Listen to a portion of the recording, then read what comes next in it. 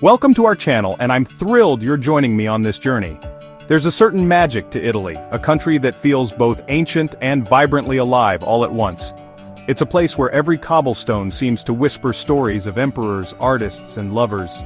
From the sun-drenched hills of Tuscany to the dramatic peaks of the Dolomites, Italy offers a feast for the senses and the soul. This isn't just about seeing monuments, it's about tasting the culture, feeling the history in the air, and embracing the beautiful chaos of Italian life. So pack your bags and let's get ready for an adventure. If you're new here, we'd love for you to become part of our travel community. Go ahead and click that subscribe button down below, and don't forget to ring the bell so you won't miss any of our future explorations. We believe that travel is more than just a vacation. It's an education. It's about connecting with people, understanding different ways of life, and bringing those experiences home with you. By subscribing, you're not just getting travel videos, you're joining a conversation about how we can all travel smarter, deeper, and with more joy. Our Italian adventure will take us through the heart of this incredible country. We'll stand in the shadow of gladiators in Rome, float through the impossible city of Venice, and be humbled by the artistic genius of Florence. But we'll also venture off the beaten path, hiking through breathtaking mountain ranges and exploring charming seaside villages that cling to cliffs above the sparkling Mediterranean. This series is designed to give you a real, palpable sense of what makes Italy so special, offering practical tips and a little bit of the sweet life along the way. So, get comfortable and prepare to be transported. We're about to dive deep into the history, the art, the food, and the sheer, undeniable beauty of Italy. This is a journey for dreamers, for historians, for foodies, and for anyone who has ever looked at a map and felt the pull of a distant shore. We're going to explore not just the places, but the spirit of Italy itself. Let's begin our grand tour, where every moment promises a new discovery and a memory to last a lifetime. Are you ready? Let's go! Our journey begins in Rome, the city they call eternal, and for good reason. Standing here, you feel an immediate connection to millennia of history. It's a sprawling, living museum where the ancient world isn't just preserved under glass, it's woven into the very fabric of modern life. Vespas zip past imperial forums and locals sip their morning cappuccino in piazzas designed by Bernini. Rome isn't a city you simply see, it's a city you experience with every step, every sound, and every breath. It's a place of epic stories of power, faith, and human drama on the grandest scale imaginable. We start at the undisputed symbol of Roman grandeur, the Colosseum. Imagine this place 2,000 years ago, packed with 50,000 Romans, the roar of the crowd shaking the travertine stone. This was the heart of public entertainment, a stage for gladiatorial contests, animal hunts, and even mock sea battles. Walking through its arches today, you can almost hear the echoes of that ancient spectacle. It's a powerful reminder of the engineering genius and the brutal realities of the Roman Empire, a monument that has endured earthquakes, fires, and the plunder of centuries to stand as a testament to a civilization that shaped our world. Just a short walk from the Colosseum, you'll find the Roman Forum, which was the real nucleus of ancient Roman life. This wasn't just a collection of buildings, it was the center of commerce, politics, and religion. Picture senators in their togas debating in the Curia, merchants haggling in the basilicas, and priests performing rituals at the Temple of Vesta. As you wander among these hallowed ruins, the Arch of Titus, the Temple of Saturn, you're literally walking in the footsteps of Julius Caesar and Cicero. It takes some imagination, but this valley was once the most important place in the Western world. Closing your eyes, you can almost reconstruct the scene. The gleaming marble temples, the triumphant arches celebrating military victories, the clamor of a bustling society at the peak of its power. This was the downtown of an empire that stretched from Britain to Mesopotamia. Today, it's a serene, park-like space, but the weight of its history is palpable. It's a place for quiet reflection on the rise and fall of empires, and on the enduring power of ideas and institutions that were born right here, among these stones, shaping the laws, languages, and governments we know today. From the ancient, we leap forward to the Rome of the Baroque, a style defined by drama and exuberant detail. Nowhere is that spirit more spectacularly on display than at the Trevi Fountain. It's a theatrical masterpiece bursting from the side of a palace. The sound of cascading water is your first clue. Then the piazza opens up to reveal this breathtaking sight. Day and night, the Trevi Fountain is a magnet for people from all over the world. Tossing a coin becomes a moment of hope and a connection to a cherished tradition. You are destined to return to Rome.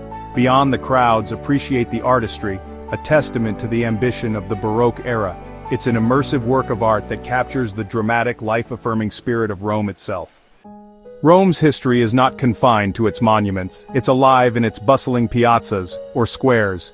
These are the open-air living rooms of the city, where Romans have gathered for centuries to socialize, shop, and simply live. Each piazza has its own unique character and charm. Take Piazza Navona, for instance, a stunning example of Baroque design built on the site of an ancient Roman stadium. Its elongated shape still echoes the racetrack it once was. Today it's a vibrant hub filled with artists, street performers, and locals enjoying the three magnificent fountains that adorn its length.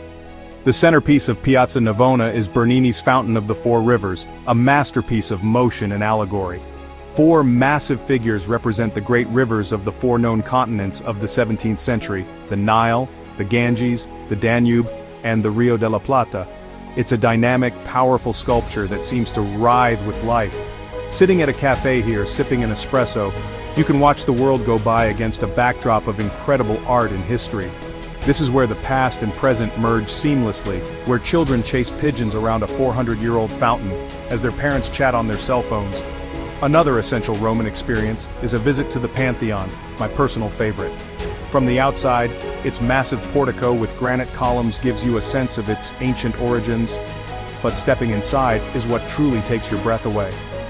You look up, and there it is, the oculus, a 9-meter opening in the top of the dome, open to the sky.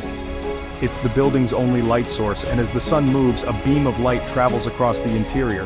When it rains, the water falls to the floor below, where it's carried away by an ancient drainage system. It's an architectural marvel.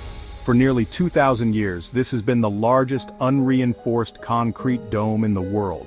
Originally a temple to all the gods, it was later converted into a Christian church, which is why it's so remarkably well preserved.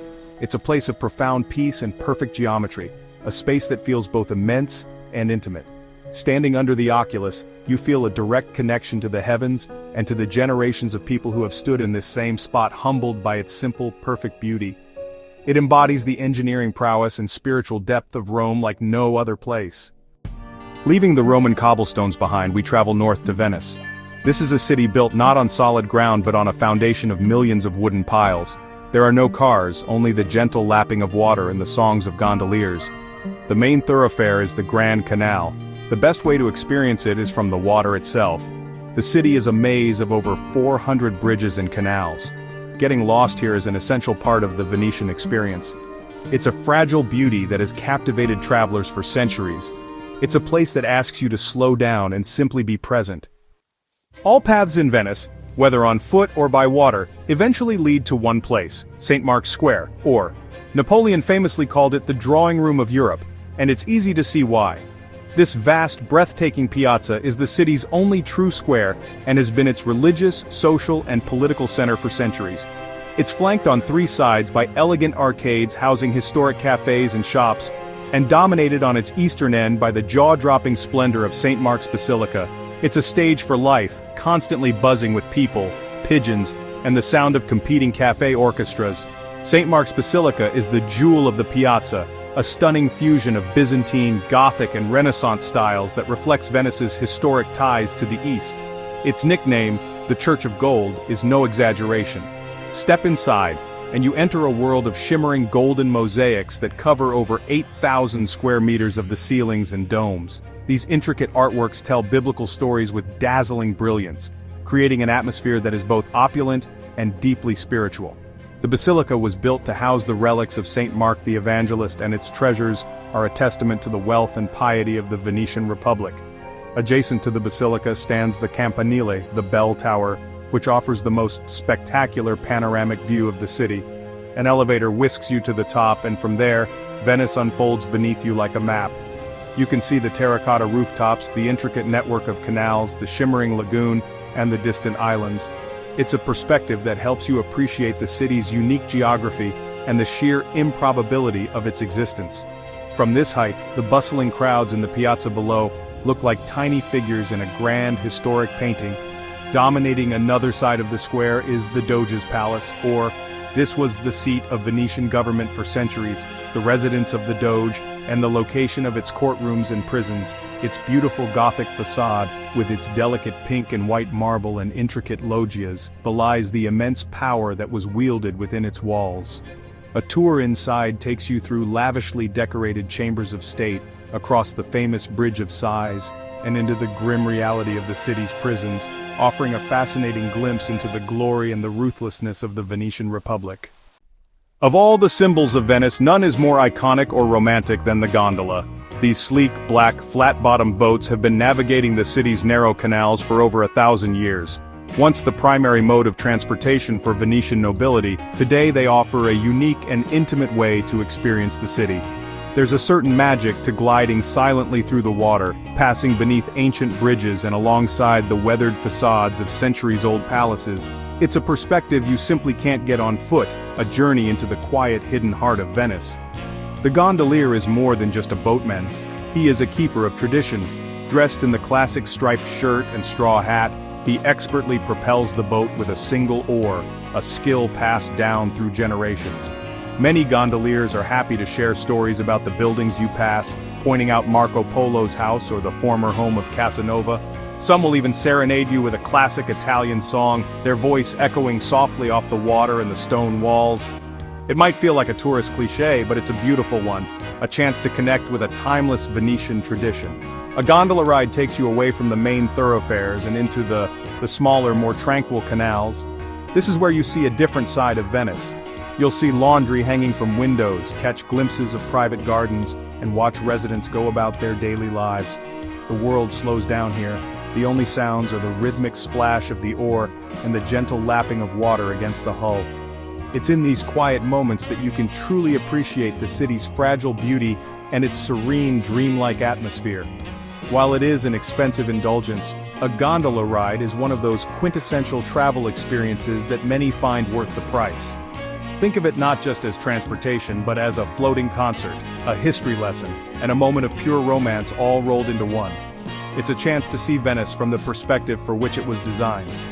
As you float through the liquid streets of this impossible city, you become part of its long and enchanting story, creating a memory that will stay with you long after you've returned to solid ground. Ah, Florence, or as the Italians say, Firenze. You feel it the moment you step off the train. This isn't just a city, it's a living, breathing museum, the very cradle of the Renaissance. Here in the heart of Tuscany, the ghosts of geniuses past seem to whisper from every cobblestone. It was here that a revolution in art, thought, and culture exploded, funded by the powerful Medici family. It's a city built on a human scale, best explored on foot, allowing you to absorb the atmosphere one masterpiece at a time. Florence managed to pack an astonishing amount of world-changing art and architecture into a very compact, walkable center. Getting our bearings, we find the city is bisected by the gentle flow of the Arno River. The true compass of the city is the magnificent dome of the cathedral. So, let's get our walking shoes on and dive in. In Florence, your eyes are drawn to the breathtaking dome of the Florence Cathedral.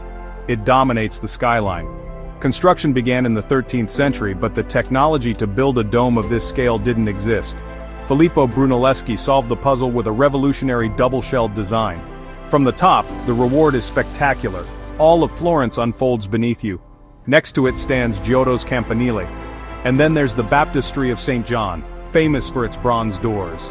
Standing in the Piazza del Duomo, you are at the epicenter of the Renaissance. The soul of Florence resides in its art. No single work captures the spirit of the city better than Michelangelo's David. Seeing him in the Galleria dell'Accademia is an experience that transcends mere art appreciation. He's an icon of strength, freedom, and human potential. From one masterpiece, we move to a treasure trove of them at the Uffizi Gallery. This is one of the world's premier art museums. A visit here is a chronological walk through the evolution of Italian art. Inside, you'll see Botticelli's The Birth of Venus and Primavera.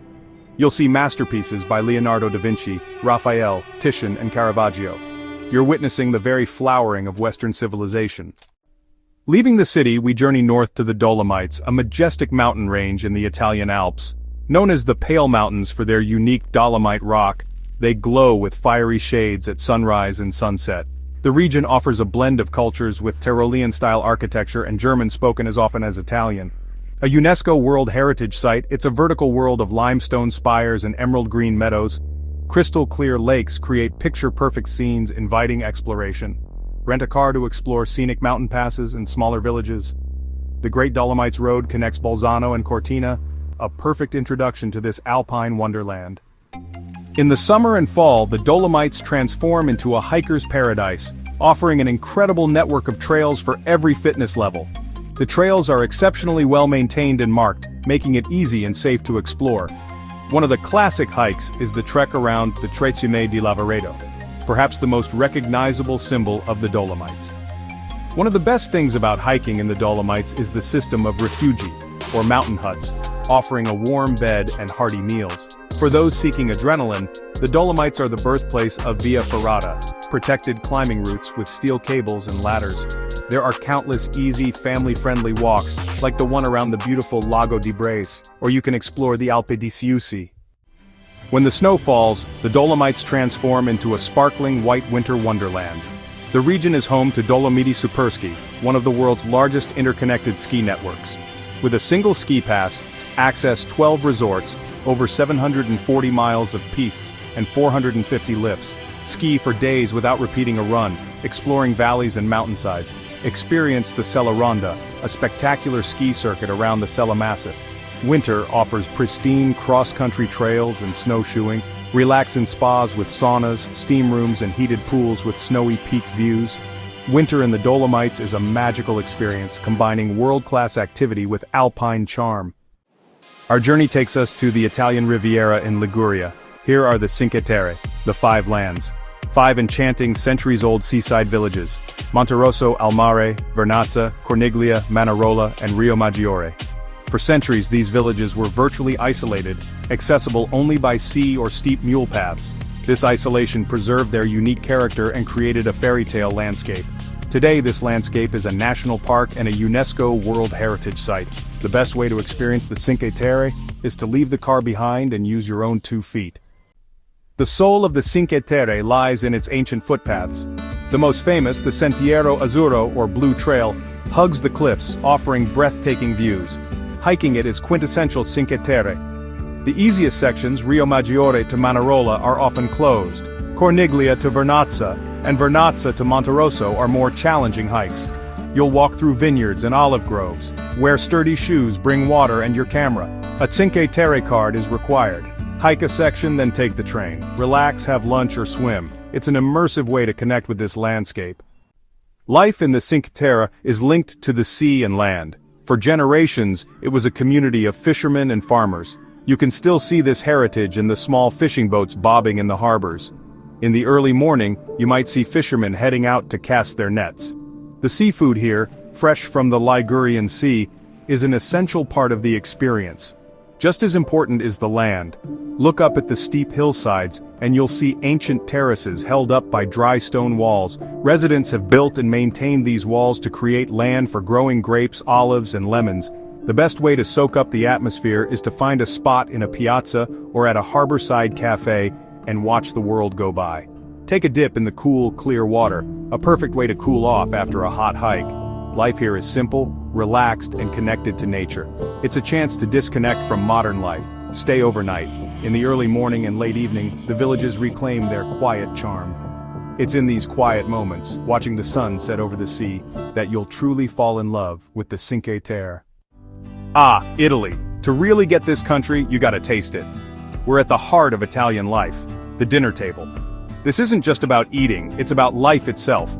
A beautiful mix of tastes passed down for ages. Italian food tells a story of local pride, fresh stuff, and the fun of sharing. It's about knowing exactly when a tomato is perfect, which olive oil goes best, and how to get the most flavor from a few fresh herbs. We're really talking about many different kinds of food from different areas, each with its own special feel. So when you sit down at a local restaurant, take a moment. You're taking part in a daily habit that brings the country together. It's an invite to slow down, to enjoy every bite. This is the true meaning of the sweet life. Let's talk about pizza, a global ambassador of Italian cuisine. In Italy, especially Naples, pizza is an art form. The classic pizza margherita with San Marzano tomatoes, fresh mozzarella, basil and olive oil is a masterpiece. The crust, thin with a charred rim, comes from a wood-fired oven. The world of pasta is a universe, a testament to Italian creativity. There are hundreds of shapes, each for a specific sauce. From spaghetti with tomato sauce to orecchiette with sausage. The pasta is the star, cooked al dente. Understanding the marriage between pasta and sauce is key. Hearty ragu calls for broad noodles like tagliatelle. Lighter sauces pair with spaghetti or linguine. When you order pasta in Italy, you're tasting local history. No Italian meal is truly finished without something sweet, often gelato. Gelato is thicker, served a little warmer, and made with more milk and less cream, making the flavor stronger. The flavors show off Italy's best ingredients like pistachios from Sicily, hazelnuts from Piedmont, and lemons from the Amalfi Coast. Then there's coffee, which in Italy means espresso, a quick strong shot of caffeine. The aperitivo is a favorite pre-dinner habit, a time to relax and get hungry with friends over a light drink, and of course, wine. From Chianti to Pinot Grigio, Italy's vineyards make a huge variety. Wine is a key part of the meal, meant to be enjoyed with food. Salute to good food, good wine, and the good life. Italy is a land of grand gestures, passionate people, and epic history. It boasts more UNESCO World Heritage Sites than any other country. Italy is one vast, open-air museum shaping world culture for millennia. Milan is a fashion capital, synonymous with luxury and style. This appreciation for beauty is woven into daily life. The Roman Empire gave us roads, laws, and a language that formed the basis for many others. The Renaissance revolutionized art and science. Italy is home to Vatican City, a tiny country with a giant footprint. Italy is also home to Europe's only 3 active volcanoes.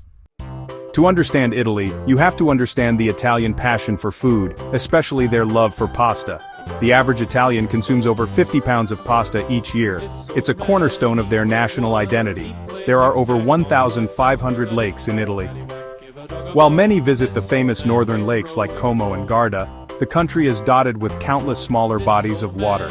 Italy has more fountains than any other country in the world. From grand fountains to the small, functional drinking fountains, water is a public celebration. In the town of Eboli, it is illegal to kiss in a moving vehicle. Italy is full of these charming, hyper-local laws and customs that add to its unique character. Many of Italy's most famous symbols come with stories that are as fascinating as the landmarks themselves. Take the Leaning Tower of Pisa. We all know it leans. But did you know it was never straight to begin with? The lean began during construction in the 12th century, caused by a shallow and unstable subsoil. The engineers tried to correct it over the years by making the new stories taller on one side, which is why the tower is actually curved. What was once a construction flaw has become one of the most iconic and beloved architectural quirks in the world, a happy accident of history. Let's debunk a common food myth. While Marco Polo was a great explorer, he did not bring pasta back from China. Pasta, in a rudimentary form, existed in Italy long before his travels. In fact, there is evidence of pasta-like dishes being enjoyed in the Greco-Roman world. The Arabs are credited with introducing dried pasta to Sicily in the 11th century, which allowed it to be stored and transported. The story of Marco Polo is a charming tale, but the history of pasta is a much more complex and authentically Italian story of gradual evolution and regional adaptation. Here's a fact for the book lovers out there. Italy is the birthplace of the modern public library. The Malatestiana Library in Cesena, opened in 1454, is considered the first public library in Europe. It's a beautiful and perfectly preserved example of a Renaissance library, where the books are still chained to the reading benches, just as they were over 500 years ago. This innovation reflects the spirit of the Renaissance, a thirst for knowledge and a desire to make it accessible, laying the groundwork for the public institutions we cherish today. It's another example of Italy's profound and often unheralded contributions to modern life. Finally, let's talk about the Italian flag. Its 3 colors, green, white, and red, are rich with symbolism. There are many interpretations, but a popular one says the green represents the country's plains and hills, the white represents the snow-capped Alps, and the red represents the blood spilled in the wars for Italian independence. A more poetic culinary interpretation suggests the colors represent basil, mozzarella, and tomatoes, the ingredients of the pizza margherita. Whichever story you prefer, the tricolor is a powerful symbol of a nation that is beautiful, resilient, and of course delicious. Our trip through Italy is ending. From Rome to Venice, Florence to the Dolomites and Cinque Terre, we've seen a country that grabs your attention. We've seen how history, art and culture are lived every day. Italy is more than just a place to visit, it's an experience. We've learned that Italy is a country of interesting opposites, old and new, grand and cozy. The memories we've made will stay with us long after we go home. Italy has a way of calling you back again and again. It's a country that rewards being curious and tells you to slow down and enjoy the beauty in everyday things. Thank you for coming with us on this look at Italy's amazing places. Bye, and thank you for watching.